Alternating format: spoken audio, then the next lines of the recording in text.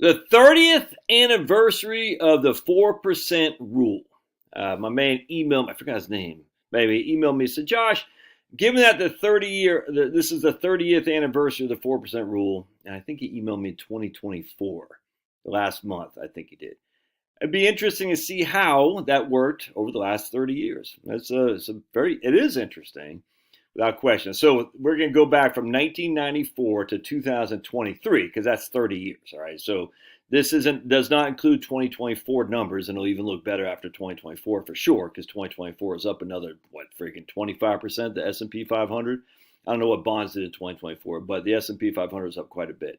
Now, I'm not going to do just S&P 500 rebalancing with treasuries. I'm just going to do Wellington Fund for simplicity, just because it's just one fund. And we don't need to rebalance within the two funds. We're just going to do Wellington Fund. But I think you'll find it very interesting and hopefully somewhat illuminating as well. So let me show you the results. And the reason I say I hope you'll find this somewhat illuminating as well. What are you guys doing? The knuckleheads. Oh boy, I love my puppies. Ooh, they're expecting snow tomorrow here in North Georgia. Finney has never seen snow. I want him to see snow for the first time in his life. Actually, you want to see something funny? Check this out. A friend of mine posted this with her dog. That dog. If that doesn't crack you up, nothing will. Oh my goodness, almost as funny as this right here.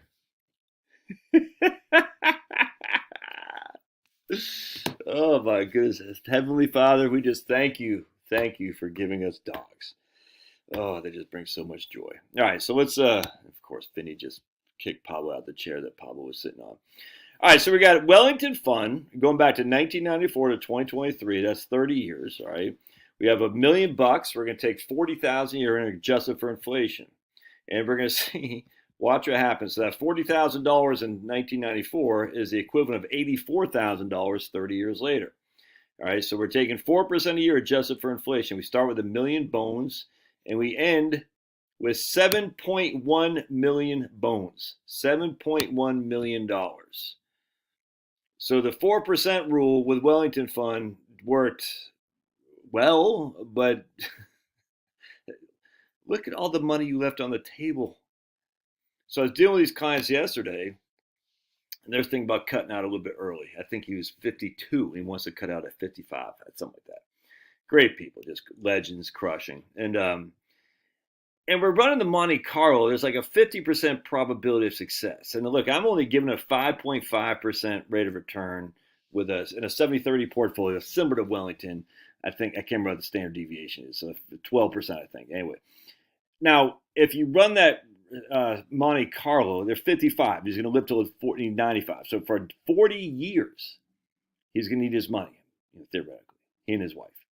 So we have a long, it's like the butterfly effect. A little drop today can have, tsunami effects, 10, 20, 30 years from now.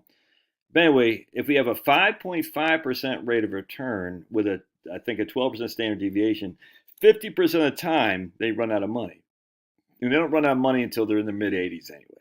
All right. But still, you're like, oh my goodness, I got 50% probability of success. You're like, yeah, but you have 100% probability of success. You're about 84. All right. And then, then it starts, the median starts going to zero at that stage. But that's with those scenarios of the high standard deviation, low rate of return. What if we just got a simple 5.5% fixed rate of return? All right. Now, that's not, you can't get that today. Well, I don't know. 30-year Treasury bonds right now are paying 4.9 something.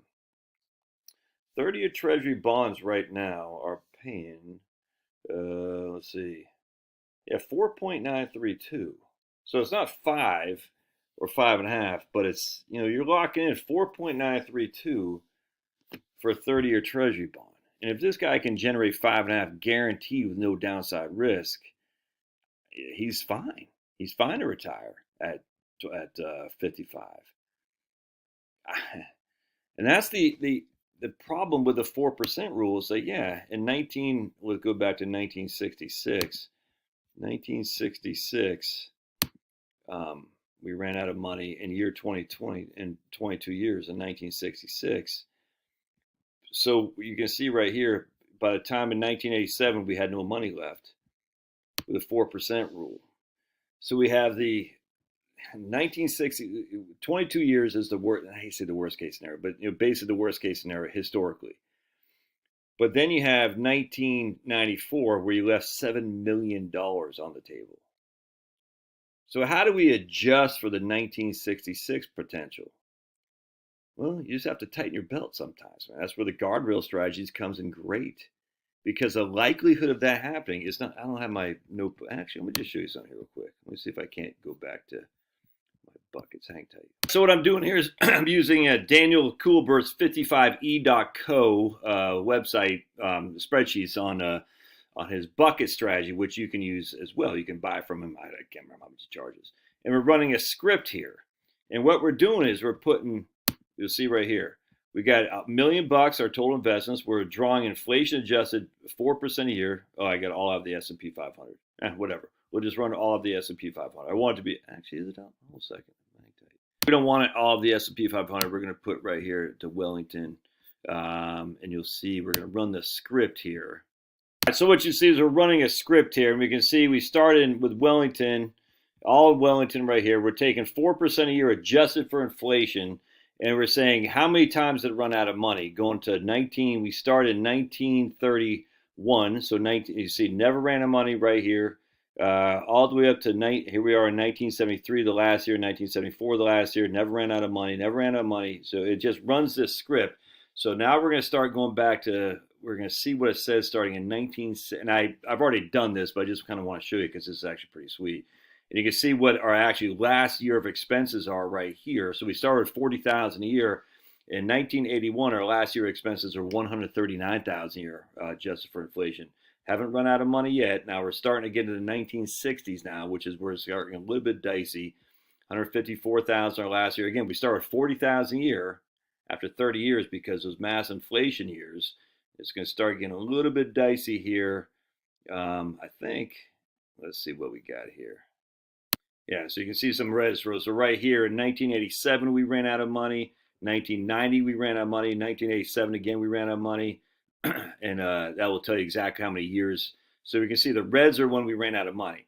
All right, so so this would be starting in 1990, it'd be 1961, 1962, 63, 64, 65, 66, 67, 68, 69. So we ran out of money 1, 2, 3, 4, 5, 6, 7 times at the 4% rule with a Wellington and 4% a year. 7 times. That's it.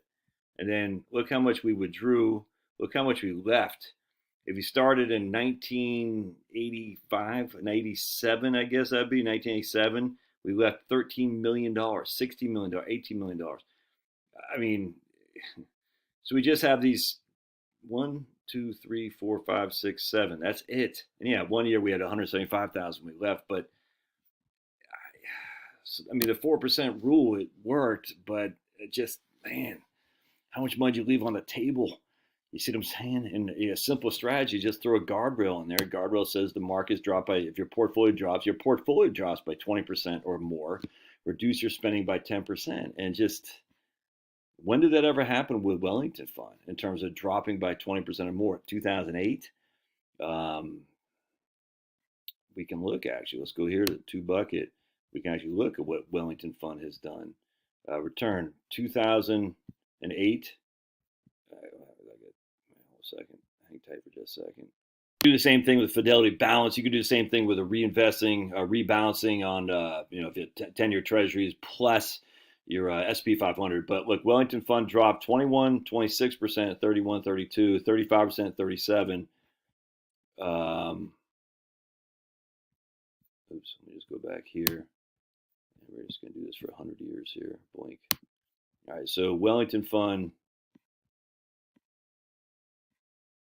17% in 1974,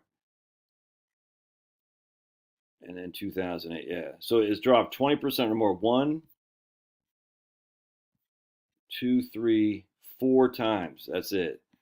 But even during the 70s, we'd have to do another guardrail when it comes to inflation. Maybe when the inflation is over, because the 70s is when it started dropping. And here we got inflation 5, 5, 4, 6, 10. That might be where you say, okay, when inflation is over, but 5, maybe that's when we kind of secure it. We don't give ourselves a bump up in costs and expenses or something like that. But even here, man, I mean, see, but in 1978, we're fine.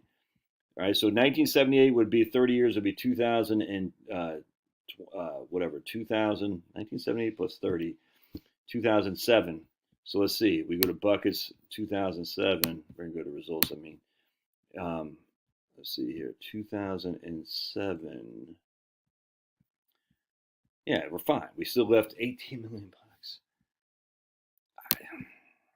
Anyway, that's the problem with 4% rule. It's so focused on that one slither of time where it's negative, and it just leaves this huge mass of positive. I don't know. Something to think about. God bless. Love your thoughts. Destroy that like button, like Ohio State will get destroyed when they play Notre Dame or Penn State. God bless.